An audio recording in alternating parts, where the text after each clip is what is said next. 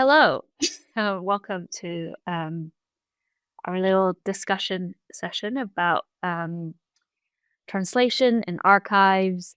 My name is PA, and I was part of the Norwich Center for Writing Visible Communities virtual residency this autumn, where I was translating the short story collections, short stories collection from Vietnamese into English, and a lot of stories sort of centers around speculating about the past. And the story that I was working on and still am working on focuses on uh, a specific photograph taken by Nick Ut, and the whole story surrounds that, and his whole speculation of how to relate to this photograph that was taken years ago, and with the rapid changes of people's lives. And um yeah, so that's how I got into this but the topic of translation and archives. And I'm here with the two brilliant translator, writer, artist, archivist friends, um, Quyên Nguyễn-Hoàng and Nguyễn Lâm Thảo Thi, who I've met through actually Nhã Thuyên, the Vietnamese poet. um, and I really look up to them as translators, and I really love the work that they've produced. And in particular, I'm really inspired by the writings that they put out, and the works that they've done. For instance, with T, they've worked with archives, and I thought it would be a fab chance to talk about archives with them, in particular because my work has been more on the sort of Anglophone UK archival practices, whereas would be lovely to learn more about how it's going on, I guess, domestically inside Vietnam. And Lâm Thảo Thi has also done translation, which has been featured on Modern Poetry and Translation, the Vietnam focus, in which they've translated brilliantly a excerpt, or if it was an excerpt or a whole poem, prose poem, by a legendary poet from Vietnam. Likewise, with Quyên Nguyễn-Hoàng, they've also translated Han Mộc Tử, and they've also translated the incredible novel that is Chronicles of a Village, that I highly recommend everyone to read, because it's such a linguistically just mesmerizing piece of work. And yeah, so right. So I'm currently finishing my undergrad, and I'm been working on my dissertation about archives. And what got me into this is, I suppose, I've always been fascinated by memories and all the practices around that. I think I'm just, I suppose, also personality-wise, quite has I have a disposition to just get stuck in the past. Like, I overthink about what I've done just like last week. And moving to the UK to do my studies, I think it has in which was when I first experienced, I suppose, the identity of a Vietnamese person abroad, and being asked about all these questions about the past that, in a way, I've never lived through them, a lot of them, such as a lot of the conflicts that happened in the late 20th century that I was yet to be born during that time, but it still marked me as a being, I suppose, as I navigate my time in the UK. And I suppose that prompted my academic interest as well into memory studies, and looking at how the different ways of connecting with the past, but at the same time, as I'm doing my dissertation, is also very much looking to the future. And actually, during this residency, I've also collaborated with Viet Archive, the Vietnamese British Community Archive in Hackney, to do a translation workshop with other people from the diaspora. And we were translating this poem that was part of this collection that someone just sent to the archive. They were one of the immigrants in the 70s, and yeah, so we don't even know who the identity of this poet. It's just they sent this whole collection to the archive, and now it sits there, and we've translated a poem called "The Sea Is Waiting," and it's all and we were discussing, we were talking a lot about cycles and repetition and things going back to a point of departure. And I find that quite a central thing, I suppose, with archives. There's always a returning point, but then it always then propels something new. And so, yeah, that a bit of a big rambling introduction to my work and why I'm very interested in, I mean, translation, I suppose, has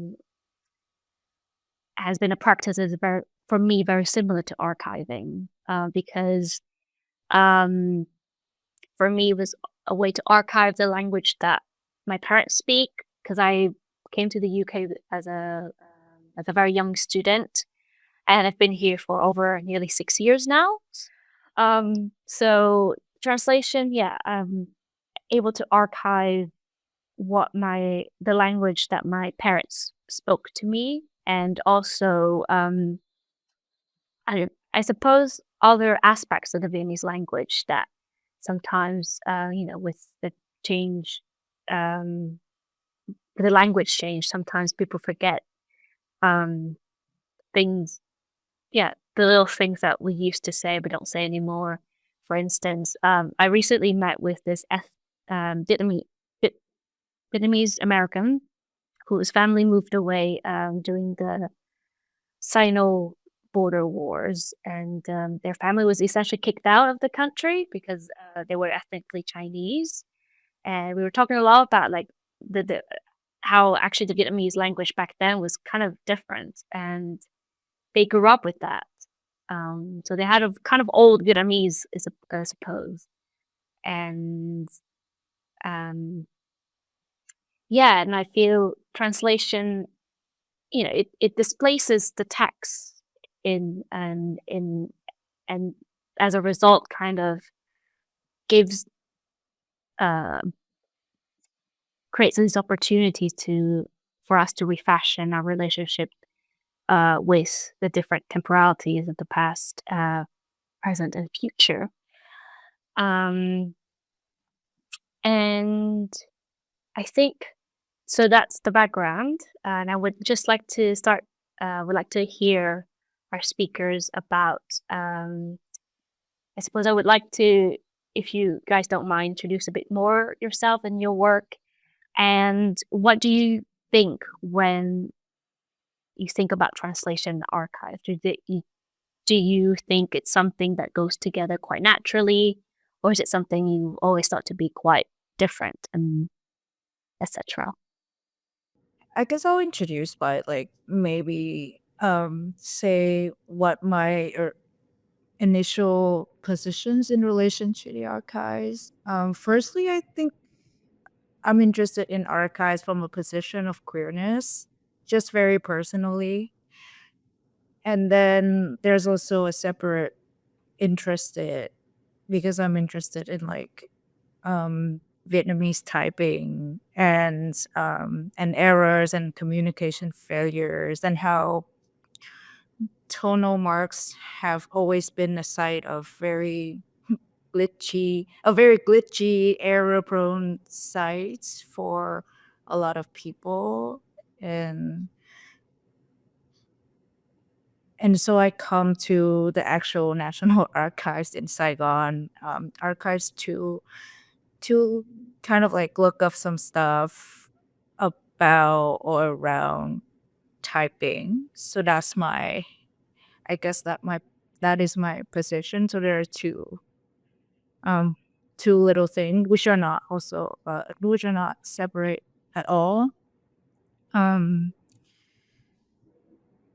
For the questions about translations and archives, I think very much like you, I I also think of translations or maybe language as like moving across different pockets of sounds, and translations can be this kind of like gesture of voicing or revoicing um, a certain um, a certain snippets of the past.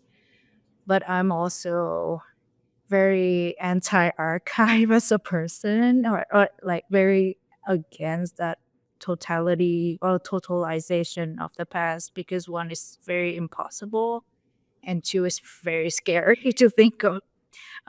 Pastness can be reposited into one architecture that's kind of like holds everything.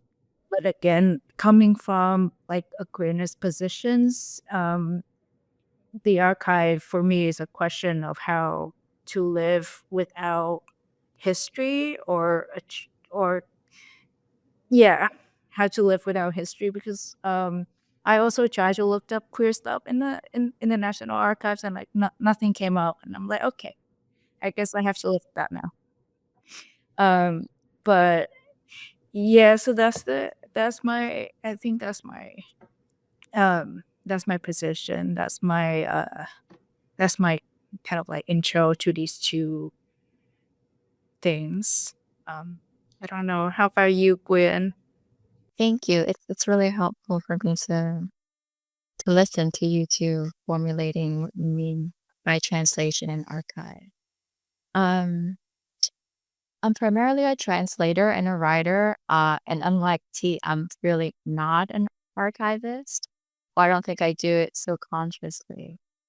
Um, and I am like actually pretty scared of even just the sound of the word archive, and also the sort of architectural image of, a big, likely colonial building housing a massive amount of data information.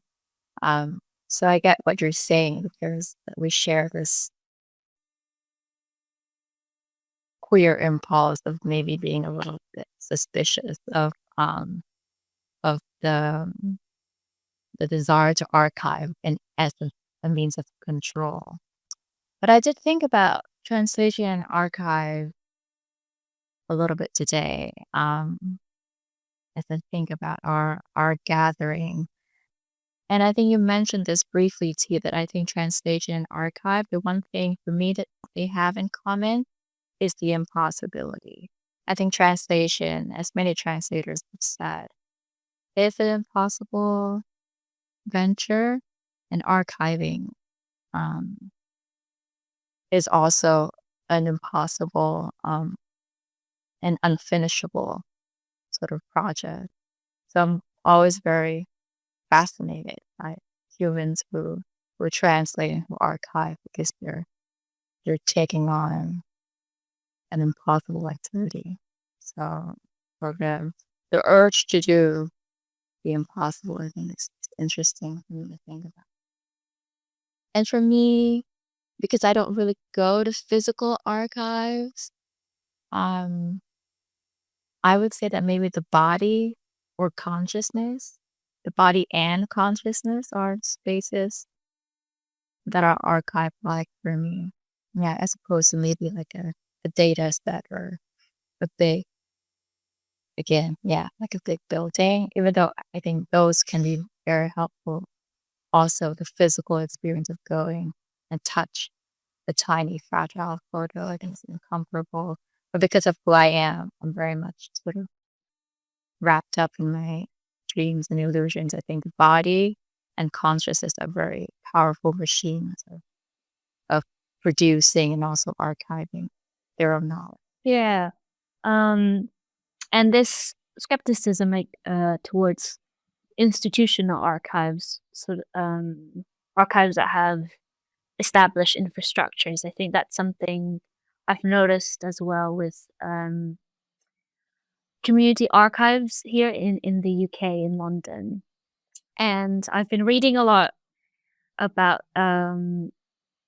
Black and queer archiving communities, and a lot of them, yeah, they don't so much focus on archive as this official statement, but rather it's a practice of and yeah, it's sort of a community practice of building and sharing fragments of the past. And archives is not so much.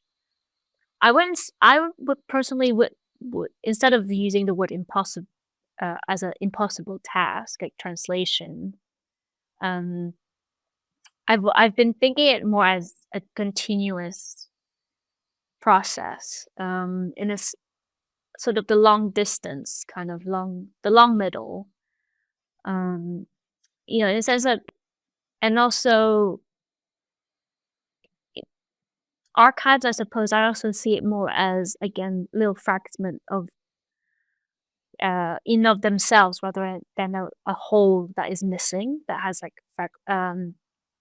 like gaps in them. And this is, I think, something I read about archival practice in South Africa with the whole long history of the apartheid. Like, instead of looking at history as this whole a neat thing with holes in it, they were looking at more at archives and bits and bobs that kind of connects together. And yeah, similarly, I suppose with translation, as I was sort of mentioning at the beginning, it's that for me, it's what kind of like Roland Barthes kind of calls the punctum. I find like this practice allows me to just it's the past that keeps coming back, the dead that keeps coming back. And in a way, I think in general imagination, I think archive is often seen as something passive and dead. But I think for me in my relationship with it, similarly with translation, is that it's the dead that keeps coming back.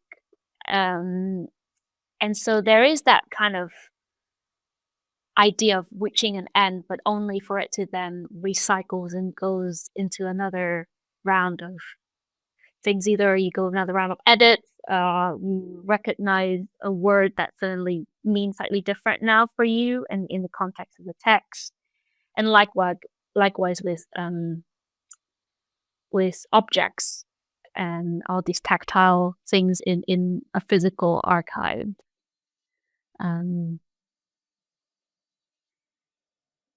Yeah, and I suppose that kind of makes me think of your essay, actually, Quyên, about the gate.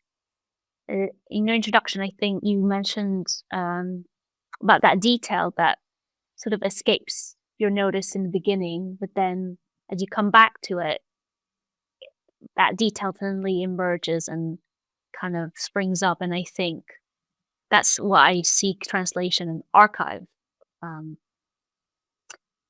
Archive is more about the practice of like looking back of what you might have missed, I suppose, rather than thinking of like I need to fill up these holes. Well, thank you. I would never have thought of that section as a potential commentary on archiving. Yeah, I love the idea that, well, first of all, I think the impossible is made of the possible. Like when I say that things are impossible at translation, archive are projects that are, I think, impossible to close, impossible to finish, impossible to perfect. And I think you're also absolutely right that there are lots of possibilities as we continue the work. So it's the endlessness of it is the condition for lots of possibility and unpredictability. And yeah, returning. So translation, archiving as returning or re-listening, re-looking at a tiny detail in a photograph or yeah, in my essay, I was talking about the man standing in the doorway in the far back in this composition of a famous painting by Velázquez. Well, that's the name is. Um, yeah, and similar to my professor, it took us time to return to that detail with fresh meaning. And so, yeah, you make me feel more excited about the archive when you frame it like that, that we can go back to it again and again, maybe with more freedom and more lightness each time. And I think it is similar to translation. I think translation takes, at least for me, takes place over time, and I can finish a draft of an entire book in like maybe a month, but then it usually takes the revision takes me years. And I like that a year later I come back to my translation manuscript as a different person, and everything I put on the page feels cringy now, and I want to change everything. So we come back also as a kind of a changed body in a way. Yeah, this is very helpful. I also really like the gate essay, and what kind of like struck me from that is like you pull up this you hail this figure of the door, which I found very interesting because doors are attached to like rooms, architecture, role, spaces, and it's interesting to see you see languages or words in that spatial way, and translation as like this funny, silly transitional middle of it all. Or yeah, and so it makes me also think about archival the archives, or I guess like the very scary colonial archive as spaces not of the whole, but more of dividers or room dividers, because we work with folders as forms, and folder is containment and also dividers. And so what does translation means? It kind of like goes through this form or go beyond or go to kind of like also in a way like break these forms apart in a lot of ways. Yeah, and in some way translation or the translational practice can be counter archival uh, in that very sense, in that very specific sense of like working with like to be at the dividers and opens it. Yeah. Yeah. I really like that image actually of um of sort of colonial archives as dividers. And actually that just reminds me of a quote from the from Shushan's Avagan's okay, I feel a bit embarrassed because also it's published by Tilted Axis, which I work with, but they this book called A Book Untitled, and this quote that comes from it that really stuck with me is that I really need to find it again. I should have prepared, but it says about writing, or this sort of this fragmentary writing that counters the kind of official history, and in a way that allows the characters to see through history, through cracks of history, towards the light that is emanating from behind it. And I like that image of the cracked wall, which is history, and you see slithers of light coming from behind it as new potentials of and as you were talking about colonial archives as dividers and translation as what kind of goes through it. that kind of image came back to me. And I do think, in a lot of ways, translation could definitely help in that project. And I suppose that leads to my next question. In terms of translation and archive, I was wondering what do you think of this in relation to Vietnamese literature, or in general, broader sort of idea of national literature?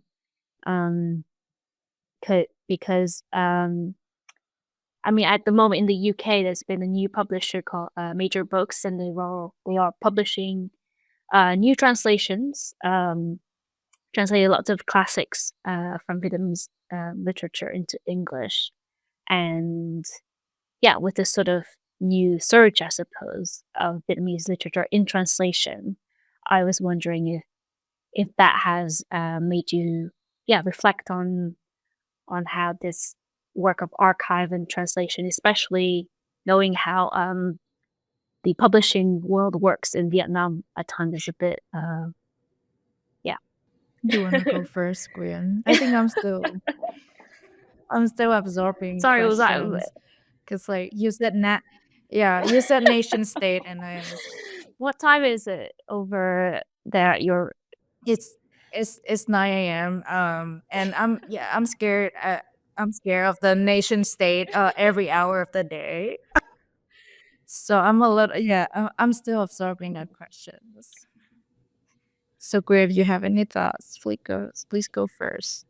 I'm silent because it's hard talking about the literature and the nation state, which is, I feel like it's always intense. Like, there's lots of tension Yeah. there.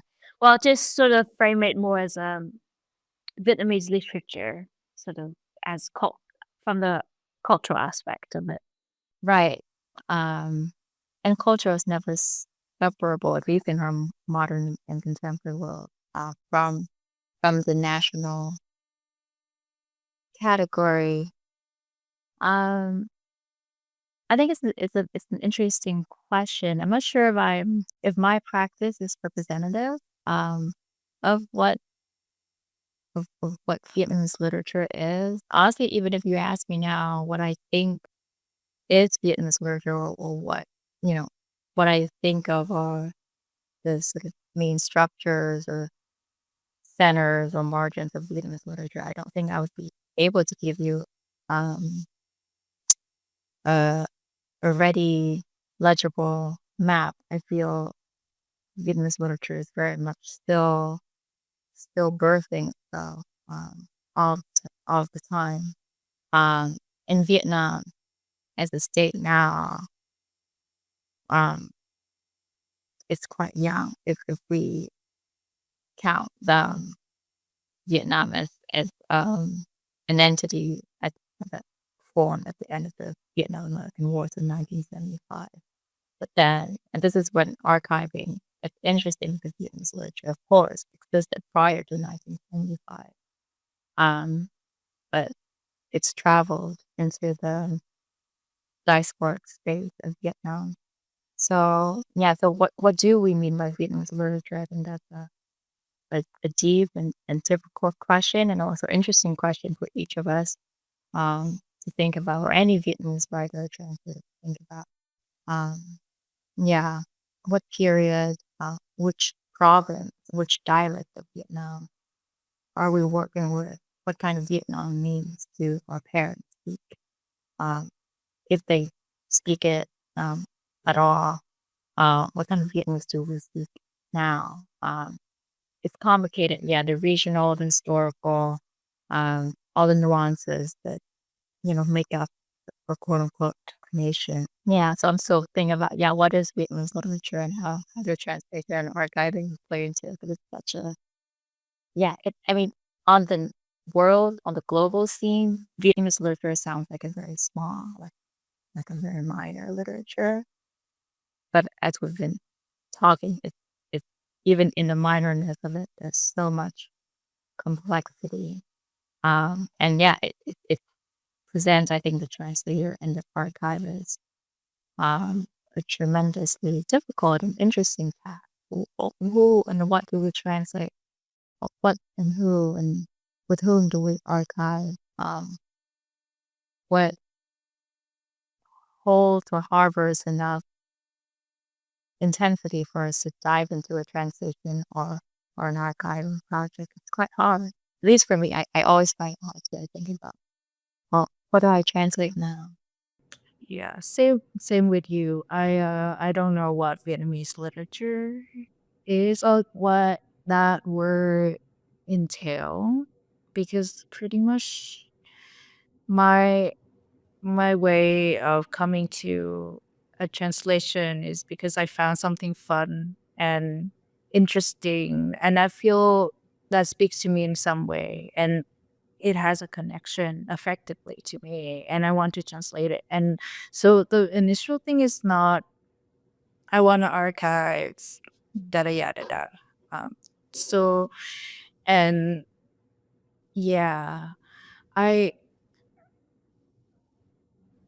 I mean, I guess when we say the word Vietnamese literature, what I can think of is a literature class in high school and secondary school, and I was very bad at those class because I feel like there's always it teaches you to feel a certain way about a certain thing, and I can't.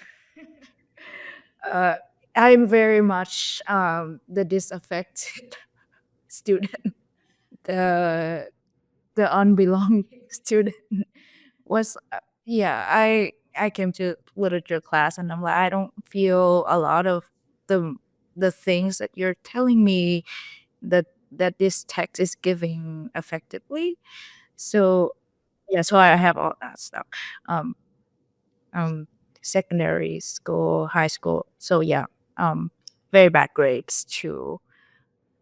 And And so, and I think that is what we learn in school, textbooks wise, is some sort of a national project or some sort of like fostering a project of like fostering this national belonging. And yeah, that lands very unevenly on different bodies. And so yeah. So I'm also arrives at a point of uncertainty about Vietnamese literature. Even the word Vietnamese itself too is very complicated. Uh, but what I can say from maybe my own interest is tones. I'm interested in tones, or because the way Vietnamese sound is very tonal. And uh and I guess like in my thinking, I always come back to like what is this um tone? What is tone's relation to sound? What is it relation to musicality of music? And so yeah, my relationship to the language is mostly like the pitches, the tones. Like it's been a long time since I talked to you, Quyên, and I'm like, I'm so happy to hear your voice. That's Vietnamese language to me. Even you were speaking English. So yeah. Yes, and I mean, if you speak Vietnamese, you would know that T and I speak very different Vietnamese. So I'm a northerner, and I speak a sort of like rough sounding Vietnamese, and T's Vietnamese is much gentler and I think more beautiful to my ear. Um, so that's exactly what I think T is saying, that there's specificities to the tonality, not just of the regional Vietnamese, but in a way that each person sort of enunciates their body and their grain of their voice. So that's something Yeah, I mean, how do we translate that? How do we even archive that? That's like trying to translate or archive the song. You can really probably just replay it. But I think it's an interesting question to think about. And I also appreciate you brought up the literature classes that we had to go through. Um, and it also, I think it's helpful for whoever's listening in that it marks this. And if Pierre, you can share your own experience in Vietnamese literature growing up. But he and I were born in Vietnam. We grew up in Vietnam. So our experience of Vietnam, as I kind of alluded to in my mention of, 1975, it's very much a Vietnam that's sort of still struggling and stumbling on its way to find itself after a very, very brutal series of war. But if you were to talk to South Vietnamese, they would get their version of Vietnam in a way ended in 1975. And so even our way of where does Vietnamese begin and end is very complicated and different. And of course, beginnings and endings are always intertwined, and of course, and you can go back centuries before and talk about Vietnam in the medieval sense, for example, before our script was Romanized. I'd say. So there's a much longer history to Vietnam. But I feel like it's also interesting, even just for the three of us to stay in the room and talk about, well, what are the Vietnamese music that are being played sort of inaudibly, but we know because we kind of know each other and where we grew up. Yeah. Yeah. But I suppose it's kind of goes back, for at least for me, in terms of the intangible. For some reason, it just makes me think of the essay I just wrote about like me, essentially. I had to write a whole paper on that. Essentially, in that it's the concept of Bang Mi, like each of us, the signifier, I think, like still works across various different diaspora of the Vietnamese diaspora, but what it actually signifies is very different. And and I feel, yeah, with the word Vietnamese, I suppose I also grew up in Vietnam for a while before, but then I went to a French school, so I had a whole different experience of literature. But I do think, yeah, there was a whole. I think the French education still had a, because they were teaching you how to essentially kind of follow a very particular way of rhetorics. So you still, yeah, they do discipline you on how to react to a certain text and see, saying that kind of this is the technique that evokes this effect, so you need to feel this, that kind of thing. But I mean that applies to, I think, a lot of different education system. Like I think of GCSE and A level as well. Like there's lots of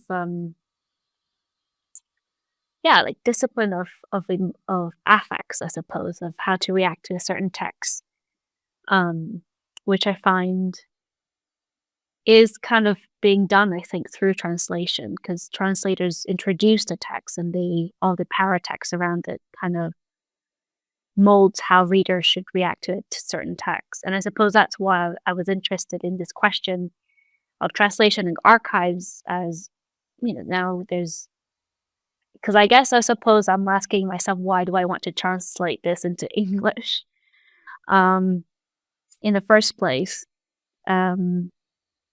Which I suppose it's a question that both of you probably contend with when you decide to get on with a project. Because in a way, I suppose the question of like, is it harmless thing to do to sort of open this cultural knowledge up to like the Anglophone sphere, which for the longest time is very tied up with colonial sort of extraction of knowledge, and it's something that I think, yeah, a lot of translators working from so-called minor literatures, I think, often have to think about, is that sure that you give more access and you kind of trying to challenge the status of minor literature, but at the same time, you're giving access, I suppose, to those who might use it wrongly. And yeah, I suppose also that kind of leads me to a third big question. In a sense, the archives was always in conversation about archives is always about the past and preserving the past. But I was really intrigued by this article called Archival Futurism, which is about Afro archival practices, and this comes from Afrofuturism, the word itself. But I find it interesting because I see similar kind of desires from other community archives. Is that they're not looking for preserving necessarily, but more how do these objects together and the stories that we're collecting, gathering into this space would address the question of a tomorrow. And it's this quote by Derrida that I find quite interesting. It says, the question of the archive is a question of the future. And the question of future itself, the question of a response, of a promise, and of a responsibility for tomorrow. This is from his seminal work called Archival Fever, which is also very used a lot in archival studies. And I find that interesting in the sense, because it's such a seminal text, yet I feel like the futuristic aspect of archives has rarely been brought up except for in community archival spaces. Because in big institutions and archives, colonial archives, it's always about preserving the past. That's the emphasis. And that kind of brings me back to what T was saying, actually. You were saying how to live without history. And I was thinking of that, and like, I suppose now I feel like a lot of us feel we don't need a history per se to live as long as we've got a community. So it's much more about the now and the new possibilities in the future rather than what has happened, or what is recognized to have happened. Yeah, sorry, that was a big question, but I'll let you digest. Yeah, no, I think I also arrive at that point where I'm like, yeah, we don't need a history to sanction any kind of living. Just let living be living. But I think there's a big impulse within maybe the queer community to like have this salvage operations, because again, I think it's true that so much have been erased, and that's also a violence in and of itself. But then there are also absences that are there willfully. And I remember this amazing sentence by Angeli Arondecker. She writes about the colonial archive and sexuality, and that impossibility of recovering or discovery or recoverability of a subject through the forms that archives. And I remember that there's a sentence that she said, "How can we return an absence to itself?" And I think that's also very worth ruminating on. The gaps that we see sometimes are there because they want to be there. But back to the future. What am I gonna say?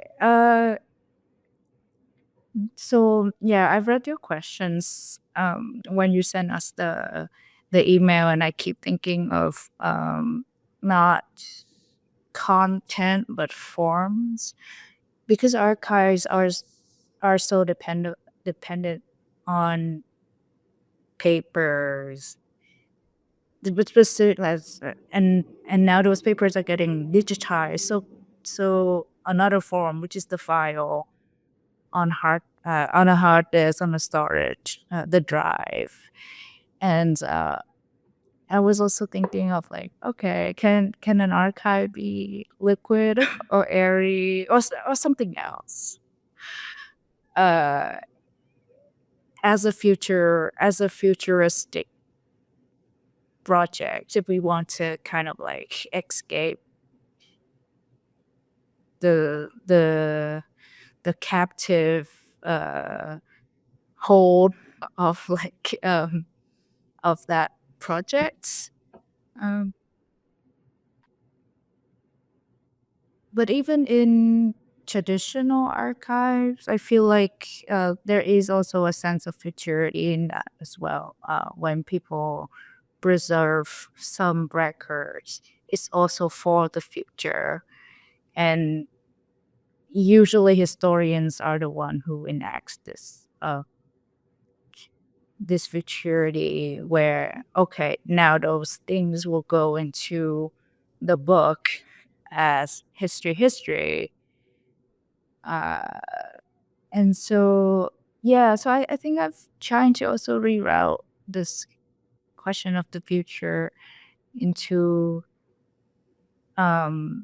this questions of time, or like what does that image of like, so we have a little pockets of pastness, or what assumed to be all the past, and we tap into it, we write our history, we live our future. What does that do to time? And how do we reframe that relationship? I think that's the question for me in terms of future, is to reroute or questions that very strict periodization of time as well, to like to chop things into like past, present, future, because I think for me everything is fused to yeah. So that's makes sense. Thank you. Yeah, and I definitely share that sentiment, since I do, as you guys can already tell, I fumble and ramble on a lot about archives, because in a way for me that's a space, and similar with translation, it's when I guess all the temporalities for me melts together. The sense of you're reconstructing the past, well, the present is reconstructing the past, which is then affects the future, and it kind of goes and yeah, I it's the if because I suppose with a lot of, especially through English and a lot of the literature written in English, the idea of time has been so the culture of time has been so ingrained, I suppose, that I find it is quite difficult at times to articulate that sort of melding of temporalities at times, um and yeah.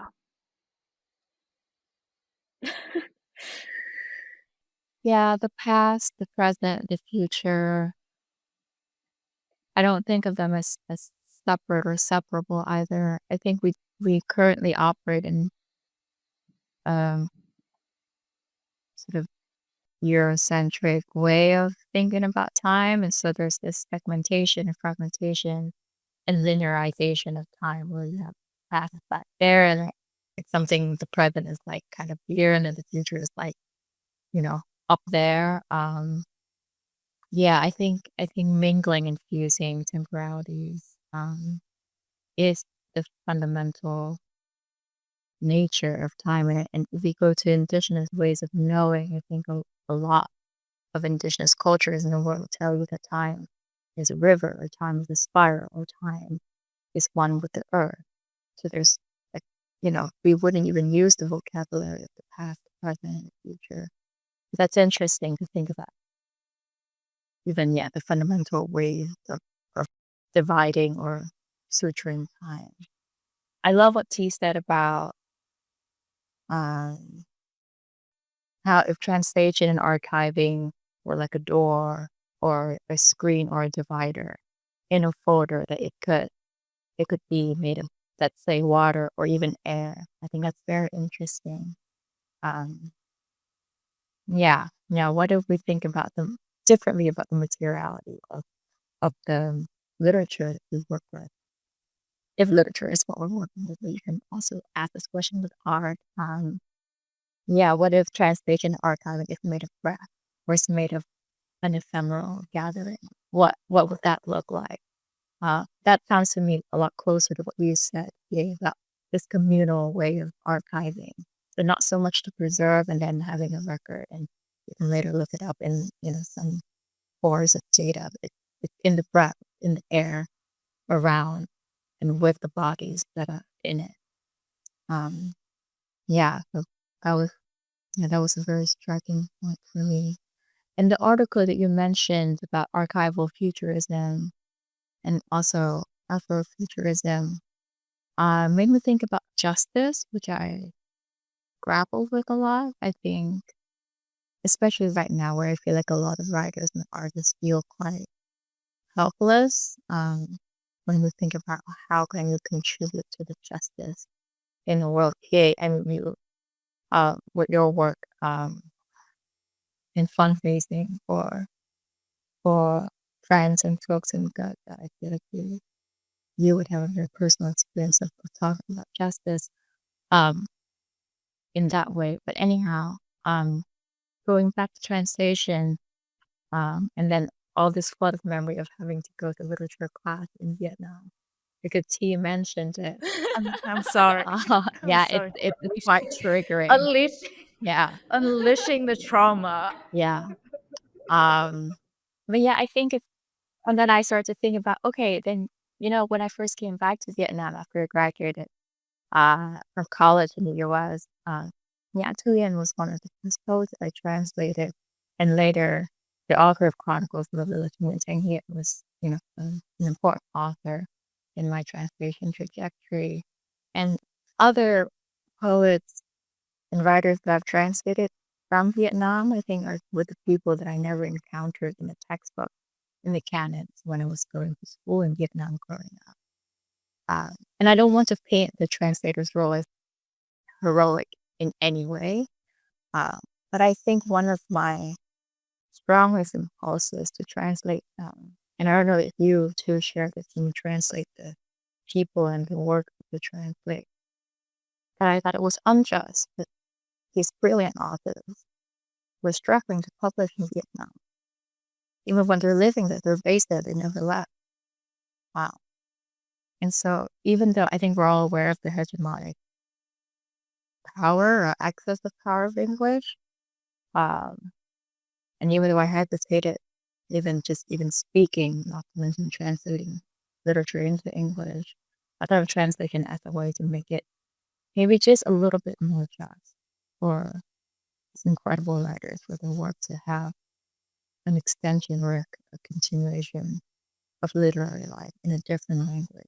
It's only because that I only know English. If I knew another language, I would translate into that language as well. But because English was a powerful language, that was what my parents wanted me to study. And so we're conditioned always by our histories and by the economy, by politics, by the nation state, all of it, all the things we don't want to talk about. But yeah, justice, I think that continues to be a big, difficult door for me to stand by. And I think, yeah, but maybe if we think about it as air, as a way of exchanging air, breath, in a way, between languages and histories through the translation and through the archive. Maybe it'll be just a little bit lighter. I don't know if it's more just, but yeah, maybe just a bit lighter, a little more airy. Yeah, I really like you actually yeah, the idea of forms. And you talk about liquidity, I suppose, and that just reminds me of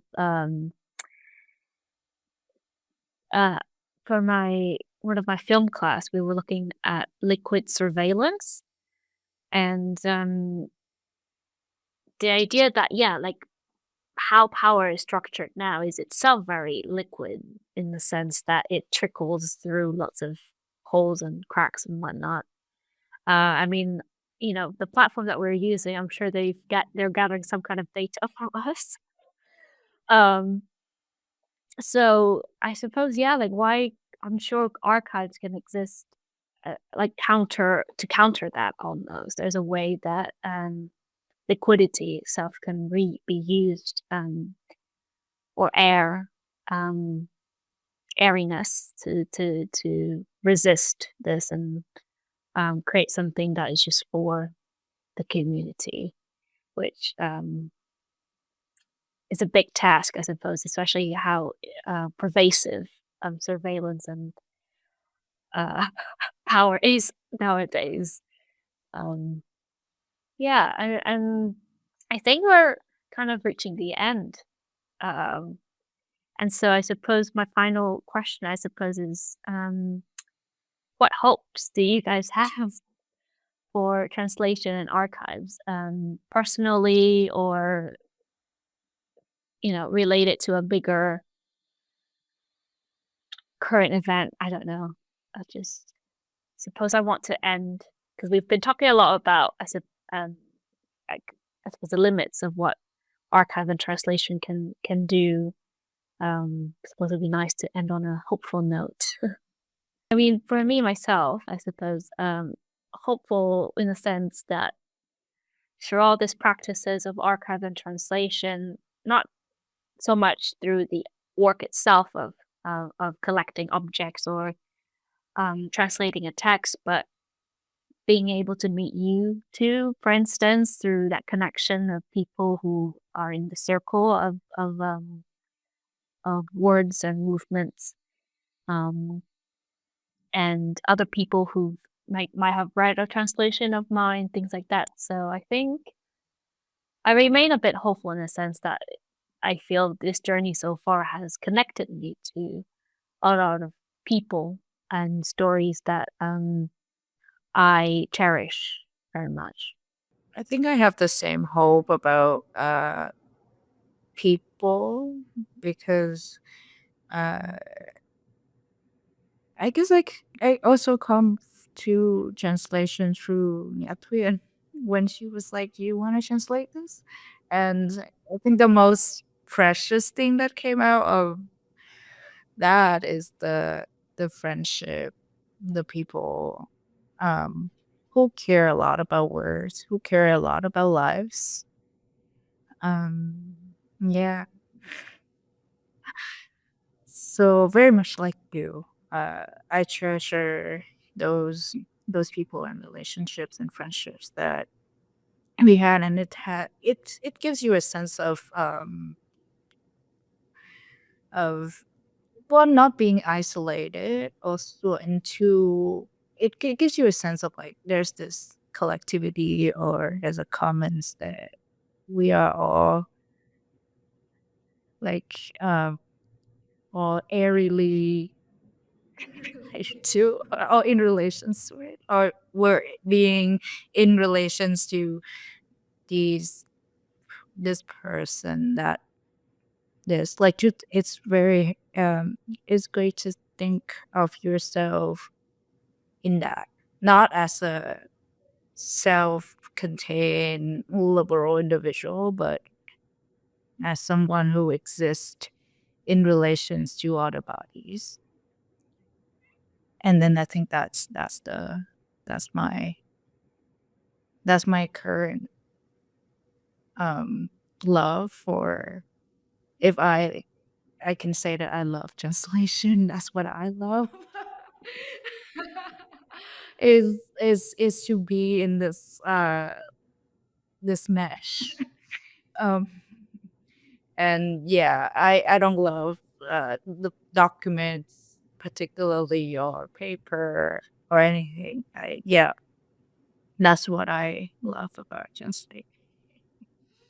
And my hope too that it will maintain or sustain. We're so fucked in a lot of ways. Sorry to curse, but we have people and we have relationships and solidarity. I think that's what we have right now, and or yeah, and like the only thing we can do is also maintain and sustain those. I think you've given us so much hope in regards to respond.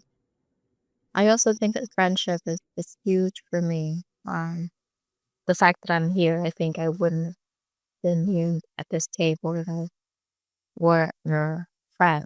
Like if we were connected through friends. And it definitely came in through translation and literature from mentors, but also I think of them as friends now.